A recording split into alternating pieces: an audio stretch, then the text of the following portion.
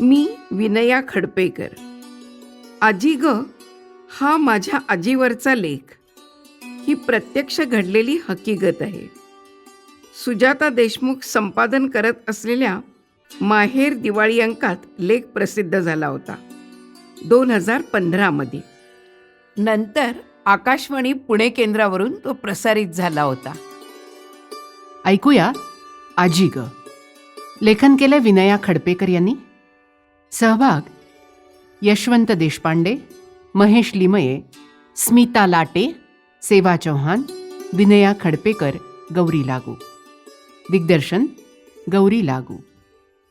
आजी, तू जाऊन 38 वर्ष लोटली आणि आता मी तुझ्याविषयी लिहिते. कशाला? का? दूरचित्रवाणीवर रमाबाई रानड्यांवरची मालिका सुरू झाली आणि मला तू सतत आठवायला लागलीस. पुण्यात रमाबाईंच्या सेवा सदनात तू शिवण शिकत होतीस. काही काही कारणानं तिथे बरेचदा जात होतीस. हे तू आमच्या लहानपणी सांगितलं होतंस. बाहेर मोठी मोठी समजली गेलेली बरीच माणसं तिथे येऊन व्याख्यानं देऊन गेली. ती तू ऐकलीस. एकंदर पुण्यातले दिवस चांगल्या अर्थानं तुझ्या बोलण्यात खूप येत होते. नटवर्य बालगंधर्व, मुलांना शिकवणारे श्रीम माटे यांच्या कानांवर आलेल्या कहाण्या तू सांगायचीस. रमाबाई 1924 वारल्या. सेवा सदनच्या या संस्थापिकेविषयी संस्थेत काहीतरी बोललं जात असणारच ना? ते तुझ्या कानी पडलं नाही का? न्यायमूर्ती वारल्यानंतर रमाबाईंनी स्वतःचं केशवपन होऊ दिलं नाही. तू मात्र सोवळी, केशवपन झालेली. मागे कधीतरी स्त्री इतिहासाचा अभ्यास करताना मला वाटलं होतं की केशवपनाची दुष्ट रूढी अगदी उताराला लागली असताना तुला सोवळं व्हावं लागलं होतं. कारणाचा विचार करताना वाटलं होतं वैधव्यानंतर ज्यांचा आधार घेणं तुला भाग पडलं होतं ती माणसं फार कर्मठ होती म्हणून की काय? आणि तो विषय मनानं बाजूला सारला होता.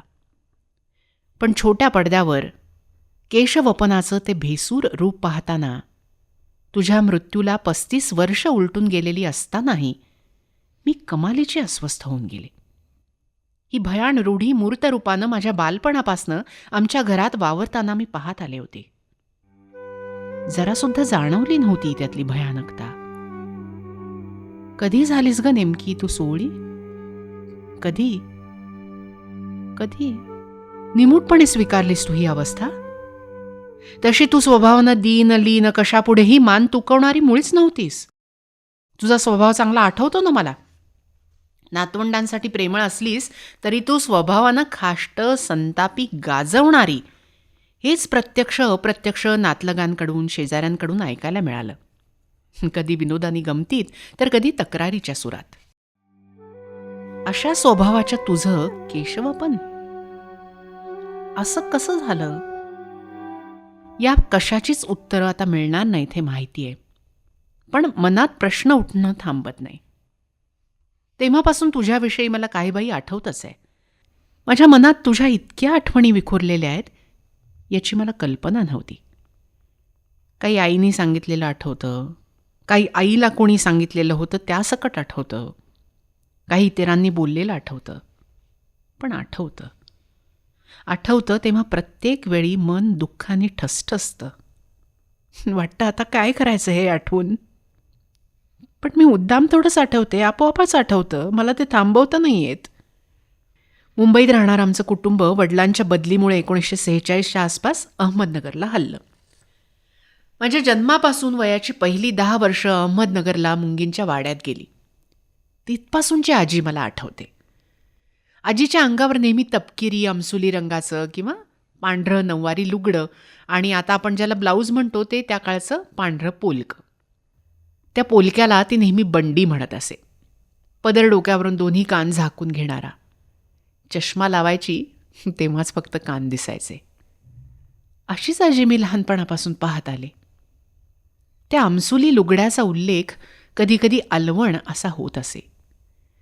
ती अलवणं जुनी झाली की त्याची पांघरण्यासाठी चौघडी आजी स्वतः शिवत असे. लहानपणी मला झोपताना नेहमी तेच पांघरून लागत असे. दुसरं चालतच नसे. आजी म्हणजे त्या रंगाचं लुगडं असं अगदी मनात ठसलं होतं. असंच मी एकदा आईला म्हणाले, आई, ती एकदा केली होतीस तशी चटणी कर ना गं.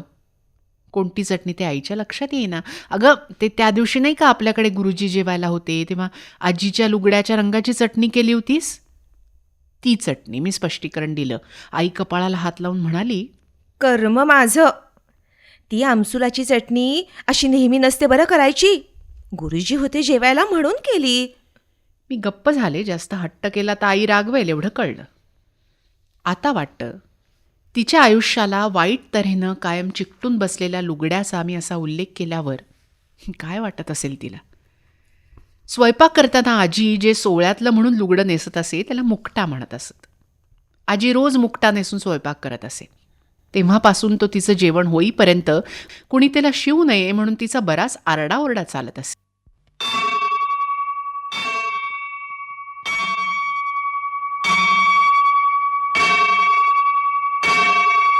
अगं शिवशील शिवशील, तिकडं जाऊ नको, इकडं नको, इथं उभी राहू नको ग. असा तिचा तोंडाचा पट्टा चाललेला असे. त्यातून शेजारची मुलं डोकावली तर तिचा आवाज दुप्पट होत असे. काय हवंय ते घेऊन लवकर हो बघू बाजूला. ते सोळं सांभाळताना ती आईला भोवताली पुरेपूर नाचवत असे. आजी कामसू होती. स्वयंपाकात चटण्यापासून पक्वांनापर्यंत वेगवेगळे पदार्थ करायची. मुलं नातवंडं कुठे सहलीला वगैरे जायची असली तर आईबरोबरच पहाटे 5ला उठून सुद्धा स्वयंपाकाला लागायची. रोज दुपारी आजी ज्ञानेश्वरी, हरिविजय, पांडव प्रताप असं काहीतरी वाचत असे. संध्याकाळी अगदी नियमितपणे देवाला जाणारी आणि दिवे लागणीच्या वेळी घरी परत येणारी. देवळातल्या उपाध्यायांनी सांगितलेल्या गोष्टी रात्री कधीकधी सांगणारी. अशी तिची दैनंदिनी कोणत्याही आजीसारखी साधीसुधी होती. ही मला दिसणारी आजी होती. आजीची एकंदरीत जीवनकथाही तिच्याकडून ऐकून लहानपणीच आम्हाला पाठ झाली होती. आम्ही मुलांनी कधीच न पाहिलेली नागपूर, अमरावती ही गावं तिच्या बोलण्यात असायची. आजी तिकडची होती. आजीला भाऊ नव्हता. तिघी बहिणीच. आजी सगळ्यात मोठी. आजीची आई लहानपणीच वारली होती. आजीचं सगळं तिच्या आत्यानं केलं. आजी तिला आई म्हणायची. ही आत्या विधवा झाल्यावर 2 मुलगे आणि 1 मुलगी घेऊन माहेरी भावाकडे म्हणजेच आजीच्या वडिलांकडे आली. आजीचे वडील आणि काका दोघंही ब्रिटिशांच्या सरकारी नोकरीत फॉरेस्ट रेंजर होते. आजोबा मूळचे कोकणातले. गरिबीपायी काशीला गेले आणि शास्त्रीहून नागपुरात स्थिरावले, घर बांधलं.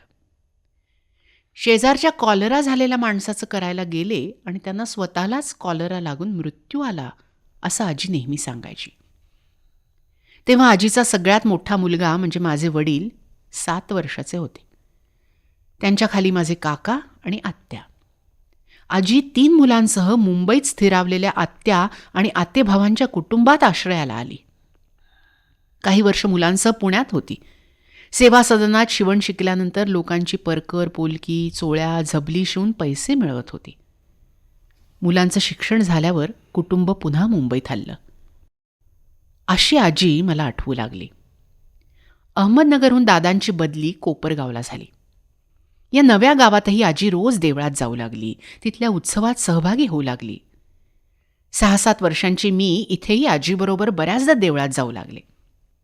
आम्ही जात येत असताना कळकट मळकट कपड्यातली मुलं कधीकधी आमच्या मागे मागे येत ओरडायची, ए चमन गोटा लाल टमाटा, ए चमन गोटा लाल टमाटा.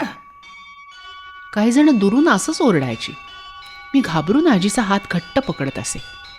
काहीही न बोलता आजी भराभर चालत देऊळ गाठायची. या ओरडण्याचा अर्थ मला मुळीच कळत नसे. आजीला विचारलं तर म्हणाली, अंगठ्या एवढी मुलं ती अकला आहेत का त्यांना? आम्ही देवळात पोचलो की बायका आजीभोवती गोळा व्हायच्या. असं करायचं का, तसं करायचं का म्हणून विचारायला लागायच्या. काय करायचं याच्या आजी भराभर सूचना द्यायची.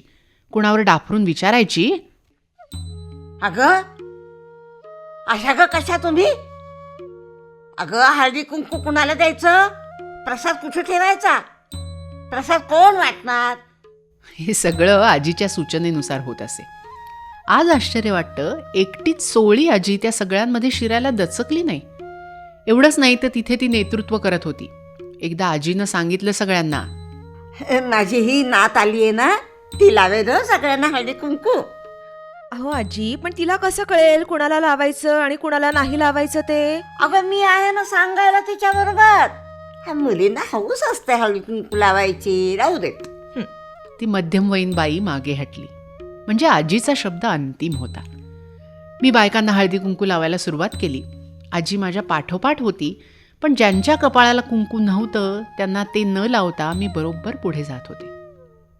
7 वर्षांची मी, पण कुंकू लावत नाहीत त्या विधवा, लावतात त्या सौ, एवढं समजण्याची अक्कल मला कशी होती कुणास ठाऊक.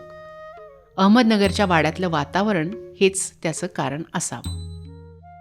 एकदा मी घरी आल्यावर मुलं रस्त्यात काय काय ओरडतात हे आईला सांगितलं. तेव्हा एक आत्याही होती घरात. आईनं आणि आत्यानं एकमेकींकडे पाहिलं, बोलल्या काहीच नाहीत. आजीला हे काय सोसावं लागत होतं घराबाहेर.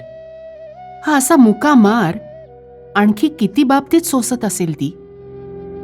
आई आजी हे संबंध सासू सुनेचे असतात तसे होते, कर्तव्याधिष्ठित. आई आजीबद्दल कोणालाशी रागारागानं सांगत होती. मुंबईला आम्ही बरोबरीचे जमलो आणि कधी सिनेमाला जायचं म्हटलं की या आमच्या पुढे. एकदा आमच्या भाऊजींनी मात्र सरळ सांगून टाकलं, बरं आई तू येऊ नकोस. कुणी सवळ्या बायका येत नाहीत. आमची नाही हो कधी अशी जीभ रेटली. आईचा राग तसा चुकीचा नव्हता. एकसारखी सासू बरोबर असणं कोणाला आवडतं. पण नंतर आम्ही अहमदनगरला असताना ती आमच्याबरोबर कधी फक्त आम्हा मुलांबरोबर चित्रपटांना येत होती. याचा अर्थ काकाचं बोलणं तिने मुळीच मनाला लावून घेतलेलं नव्हतं. आज मला वाटतं सोळ्याबाईनं सिनेमाला जाणं ही तिने नकळत केलेली बंडखोरी होती. चित्रपटांबद्दल आजीचं एक निरीक्षण महत्त्वाचं होतं. ती म्हणायची, फक्त सिनेमात सुना सासवांना सासूबाईची हाक मारतात. प्रत्यक्षात कधीच कोणी अशी हात मारत नाही ग. आजी तशी कर्मठ नव्हती. कुणाला मुलगी मुलगा झाला अशी बातमी आली की आजी म्हणत असे, पहिली मुलगीच व्हावी म्हणजे पहिलं वहिलं पहिलं वहिलं म्हणून कौतुक होतं. दुसरा मुलगा झाला की मुलगा म्हणून त्याचंही कौतुक होतंच. दुसरी मुलगी झाली ना की मग तिच्या वाट्याला कौतुक येतच नाही. असं बोलणाऱ्या आजीनं कळत्या वयात केशवपन कसं काय करून घेतलं. आज मला वाटतं तिच्यावर हे जे सोळे पण लादलं गेलं होतं त्यामुळे तिची एनर्जी कोंडली गेली होती. सोळ्याचं अस्त्र होऊन ती एनर्जी बाहेर येत होती आणि त्या निमित्तानं नातलगांना, स्वयंपाकघरात आईला स्वतःभोवती ती नाचवत होती. आजीच्या आत्यानं माझ्या आईला आजीच्या काही आठवणी सांगितल्या होत्या. अगं, तुझी सासू अशी बहाद्दर. तुझे सासरे शास्त्री होते ना. सणावाराचं, व्रतवैकल्याचं, उपाध्यायांचं मेहून बोलावतातच लोक जेवायला. मानाचं असतं ते. ही थोडे दिवस गेली, मग अगदी खुशाल सांगून टाकलं की मी यायची नाही, मला नाही आवडत एकसारखं ह्याच्या त्याच्या घरी जेवायला आणि कसली तरी ती खणं कापडं घ्यायला. म्हटल्यासारखं नाही गेली नंतर कधीही. ते गरीब हो, त्यांनी आपलं सोडून दिलं. माझ्या 2 पक्क्या आठवणी आहेत. एक मी स्वतः पाहिलेली आहे गमतीची. आजीचा ना धक्का लागून पातेलं पडलं तर आजी ओरडली, हे पातेलं इथं कोणी ठेवलं? हा, हे दार मध्ये आलं. अहो आतेबाई, तुमचं काहीही चुकलं नाही. हा, ते पातेलच बेट चुकलं आणि दारही उघडच राहिलं कसं. दुसरी स्वतः आजीनं बऱ्याचदा सांगितलेली आठवण आहे. त्या घरात आजीला न सांगताच आजीच्या मोठ्या मुलाचं म्हणजे माझ्या वडिलांचं शिक्षण लवकरच बंद केलं गेलं. तो दुकानावर बसू लागला. आजीनं 2-3दा विचारलं, अरे शाळेत का नाही गेलास? काही बोलला नाही, पण शेवटी काय ते सांगितलं. आजीनं आत्तेभावाला खडसावून विचारलं, अरे शाळा का बंद केली त्याची? अगं मग धंद्याच्या कामात तयार झाला तर चांगले पैसे कमवेल. कोण कोण दुकान धंदा काढून देणार त्याला? हा, आहे ते त्याच्या बापाचं नाही की काकाचं नाही. मामाच्या धंद्यावर काय हक्क असतो रे? असतो का मुलाचा? त्याला पहिल्यांदा शाळेत जाऊ दे. आणि माझ्या वडिलांचं शिक्षण सुरळीत सुरू झालं. बहुतेक यानंतर आजीची रवानगी मुलांसकट पुण्याला झाली असू शकेल. मी 7वीत होते. कोल्हापूरला घरात त्या आठवड्यात फक्त मी आणि आजी होतो. शाळेच्या वाचनालयात बाया कर्वे यांचं माझं पुराण हे पुस्तक माझ्या हाती लागलं. वाचता वाचता केशवपनाचा प्रसंग आला. मला एकदम वाटलं, आजी या अनुभवातनं गेली आहे, तिला हे वाचून दाखवायला हवं. म्हणून मी ते पुस्तक रोज थोडं थोडं आजीला वाचून दाखवू लागले. मी माझ्याच नादात वाचत होते. तिनं कधी मुद्दाम वाचून दाखव असं म्हटलं नाही किंवा वाचणं थांबव मला नको असंही म्हटलं नाही. तिला महर्षी कर्वे आणि त्यांचा पुनर्विवाह ऐकून थोडाफार ठाऊक होता असं ती म्हणाली. आई आल्यावर तिच्यासाठी मी ते पुस्तक पुन्हा घेऊन आले. आईनं झटकन वाचून पूर्ण केलं. हे सुद्धा लक्ष्मीबाई टिळकांच्या स्मृतिचित्रेसारखंच चांगलं आहे बरं. महर्षी कर्वेंनी पुनर्विवाह केला हे माहीत होतं, पण सोहळ्या झालेल्या बाईनं पुन्हा केस वाढवून मग हे लग्न झाल्याची मला माहिती नव्हती. चांगलं आहे की नाही आई? मी आजीला वाचून दाखवलं पूर्ण. मी माझा पराक्रम सांगितला. आई एकदम धसकलीच. काय? आजीला? अगं काय म्हणाल्या त्या? काहीच नाही बोलली. मी नाराज स्वरात उत्तर दिलं. मग आईनं दादांना ते पुस्तक आणि माझा पराक्रम सांगितला. दादा म्हणाले, अगं तिला काय कळतंय, सोडून द्यायचं. आई तिच्या लहानपणी खेड्यात बघितलेल्या 16 बायकांबद्दल एकदा काहीतरी सांगत होती. आजी केव्हा ग अशी झाली? मी विचारलं. आईनी उत्तर टाळलं नाही. आजीनं आजोबा गेल्यावर लगेच नाही झाल्या त्या अशा. राहत होत्या थोडे दिवस नागपूरमध्ये. मग शेजारी पाजारी आणखी कोणी भाऊबंद उगवले म्हणे आणि मग त्यांनी केली त्रास द्यायला सुरुवात. तोपर्यंत त्यांची आत्या आणि मुलगे सुना सगळेजण मुंबईत स्थायिक झाले होते. मग नागपूरचं घर विकून आपल्या आजी मुलांसकट आल्या त्यांच्याकडे. त्यांच्या घरात माणसांचा खूप राबता. मोठ्या आजी चिडायच्या. स्वतः सोवळ्या, सुनांची गर्भारपणं आणि बाळंतपणं. कोणाची स्वयंपाकाला मदत नाही. सकेशा विधवा स्वयंपाकाला चालत नाहीत. म्हणून मग आजीला काशीला नेऊन तिचं हे केलं. म्हणजे केसांचं ग. पुण्याला ह्याच्या आधी गेल्या की नंतर कुणास ठाऊक. मी लग्न होऊन घरात आले तेव्हापासून त्यांना असंच पाहिलं. आजी मला फुलं देऊन वेणीत नीट घाल म्हणायची. मी कधी घाली कधी विसरून जाई. फुलवेणी किंवा फुलं मी इतकी गबाळपणाने वेणीत खोचत असे की लवकर ती गळून पडत आणि ते मला कळतही नसे. आजीला याचा फार राग यायचा. आजी म्हणायची, या खडपेकरांच्या मुलींना केसात फुलं घालायची हौसच नाही मुली. आत्यासारखीच आहे ही. नाहीतर मुली किती हौसेनं केवढी फुलं घालतात. खडपेकरांच्या मुलींचे केसही नुसते वेळवेळीत, जीवच नाही मिळत त्यांच्या केसात. हिच्या आईचे केस कसे छान कुरळे आणि हिचे बघ हिच्या आत्यासारखे. कितीदा तरी मी हे ऐकलं होतं.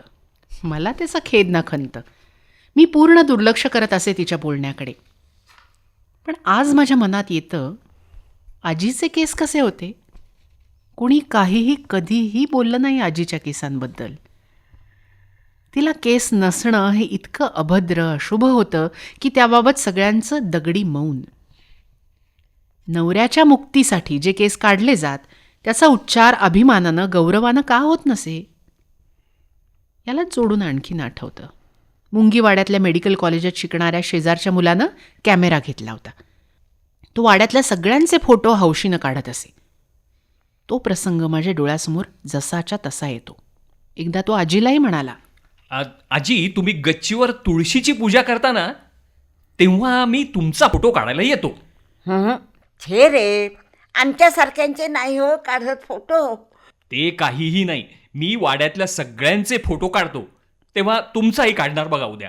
अहो मुलांना काय कळतंय, काढू द्या की त्याला फोटो. तुळशीची पूजा करतानाचं आजीचं छायाचित्र आलं. ते सगळ्यांना खूप आवडलं.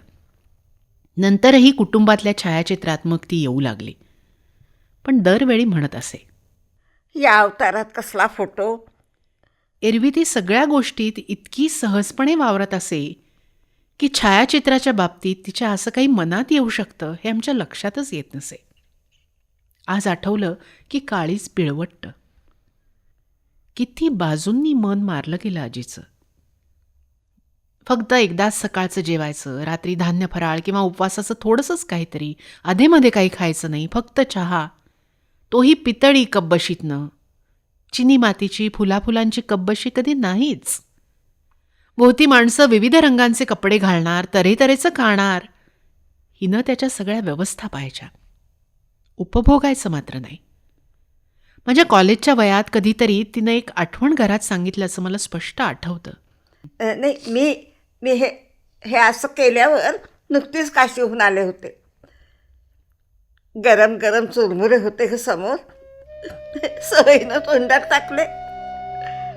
आणि समोर मोठे मामा बोलले काहीच नाही, पण असं काही कडक नजरेनं पाहिलं की मला कळलं पुन्हा हे होता कामा नये.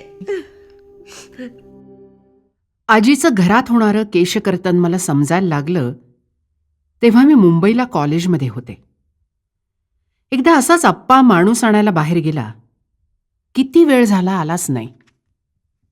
आजी संतापली, भांड्यांची आदळआपट करू लागली. एकदाचा आप्पा माणूस घेऊन आला. अरे किती उशीर, आम्ही म्हटलं.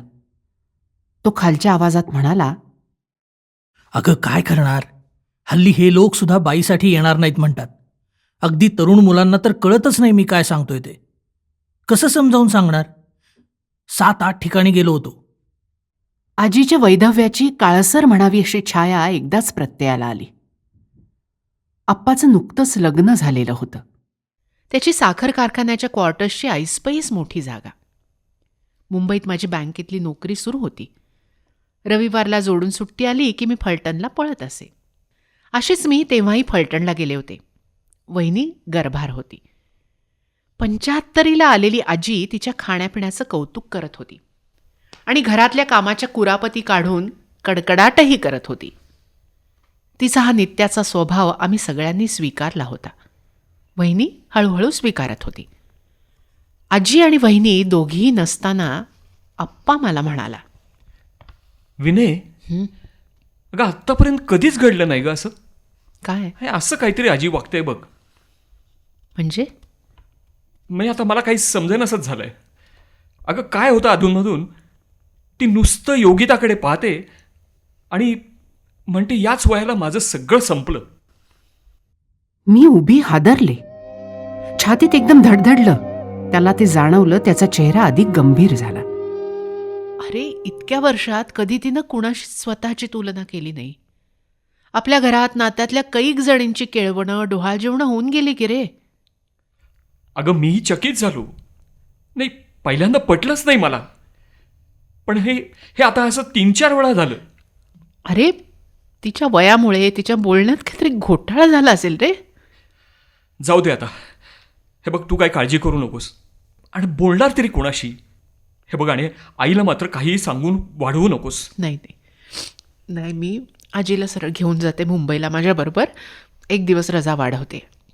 पण आजी लगेच निघायला तयार नव्हती. आत्ताच तर आले. अगं 3-4 महिने राहायचं ठरलं होतं ना. तुमच्या मर्जीप्रमाणे एकसारखं नाचायचं का गं मी? थकायला होतं मला. मी मुंबईला निघून गेले. आप्पांनी मला पत्रातून सूचक लिहिलं. सगळं ठीक. मन वढाळं तसं तात्पुरतं काहीतरी झालं आजीचं. आता तिचं काम करणं आणि अधूनमधून कडकड धूम नित्याप्रमाणे चालू. यथावकाश मुलगी झाली. रवींद्रनाथांच्या कथेतलं मृण्मयी हे तिचं नाव आत्या म्हणून मी ठेवलं. तेव्हा ते फारसं प्रचारात नव्हतं. कुणी म्हणालं कठीण आहे म्हणायला, पण आजी अगदी सहज मृण्मयी म्हणे. काळ्या पांढऱ्या रंगातल्या टीव्हीचं नुकतंच आगमन झालं होतं. मुंबईला आमच्या घरात आम्ही सगळे मिळून टीव्ही कार्यक्रम पाहत बसत होतो. तान्ही मृण्मयी टीव्हीकडे टकमक पाहत होती. तान्ही मुलगी डोळे बिघडतील म्हणून आजी आपल्यावरच रागवतील असं वाटून वहिनीनी लेकीला उचलत आजीकडे पाहिलं. आजी म्हणाली, अगं आमच्या वेळी बाळ बाळंतीण विजेच्या दिव्यात बसायला नको असं म्हणायचे सगळेजण. पण पुढे काय, तुमचे सगळ्यांचे जन्मच हॉस्पिटलात, विजेच्या धणधणत्या उजेडात. आता तुमची मुलं टीव्ही पाहत जन्माला यायची. काही होत नाही.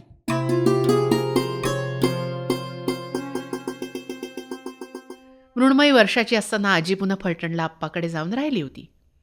त्या एकदा घडलेल्या गोष्टीचा पुन्हा मागमूस नाही उरला. आजी कशी चालते असं विचारलं की मृण्मयी गुडघ्यात वाकून एक हात कमरेवर ठेवून दुसऱ्या हातात काठी असल्यासारखी चालून दाखवायची. आजी ते कौतुकानं पाहायची. आजीच्या आठवणी अजून अशा कितीतरी. पण आजी रमाबाईंच्या सेवा सदनात केव्हा जात होती ते काही सापडत नव्हतं.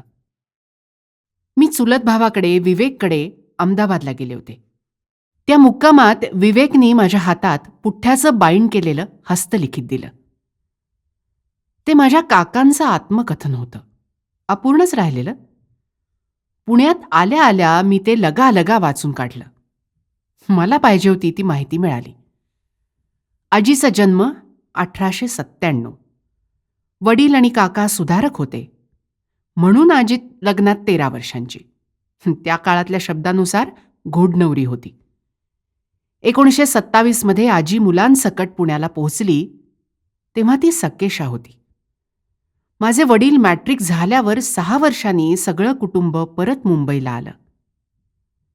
तेव्हा आजी 16 झालेली होती. म्हणजे 1930च्या आसपास कधीतरी आजीला काशीला नेऊन 16 केलं गेलं. 3 मुलं तेव्हा तशी कळती होती. काकांनी पुण्यात आजी सकेशा असल्याचा उल्लेख केला होता, तरी काशीला जाऊन हे केव्हा झालं ते मात्र त्यात नोंदवलेलं नव्हतं.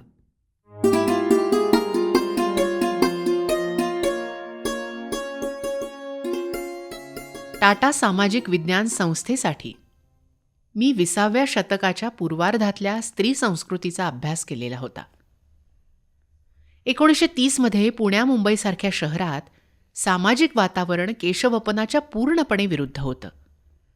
या रूढीवर प्रहार करणारे विचारवंत मान्यता पावले होते, कौतुकाला पात्र होते. या रूढीतलं क्रौर्य सांगणाऱ्या कथा कादंबऱ्या वाजून गाजून गेल्या होत्या. बहुसंख्य स्त्रियांनी ही रूढी नाकारली होती असा तो काळ होता. तरीही आजीच्या वाट्याला हे आलं. कारण तिला आधार देणारी माणसं मदतशील असली तरी शहरात राहूनही पुस्तकांच्या विचारांच्या जगापासनं कोसो दूर होती. आजी त्यांच्या उपकारांच्या ओझ्याखाली दबलेली. मुलाच्या कल्याणासाठी त्याला शाळेत घातलंच पाहिजे म्हणून अट्टहास करणारी आजी स्वतःची विटंबना का नाही थांबवू शकली? रमाबाई रानडे सकेशाच राहिल्या हे तिच्या कानापर्यंत नक्की पोचलं असणार. तिची स्वतःची इच्छाही तशी असणार, पण घरातल्यांना प्रतिकार कसा करावा हे मात्र तिला समजलं नसावं. मला हे नको, कारण मला चांगलं दिसायचं आहे, मला चांगलं खाणं पिणं कपडा लत्ता हवा आहे, हे स्त्रीनी म्हणायचं कसं? सुखोपभोगांवर स्त्रीनं हक्क सांगायचा कसा? स्वयंपाकाची जबाबदारी कशी नाकारायची? या संवेदनशील विषयामुळेच आजी रमाबाईंचं नाव टाळत असेल.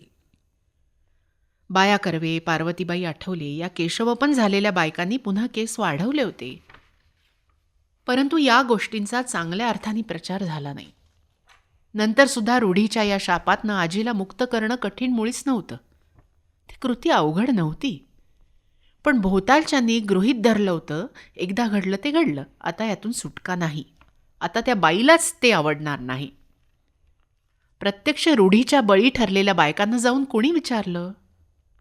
शिवाय त्यांनी मनातली खरी उत्तरं द्यावी तसं मोकळं वातावरण होतं का? त्यामुळे विटंबना मागच्या पानावरून तशीच पुढे सुरू.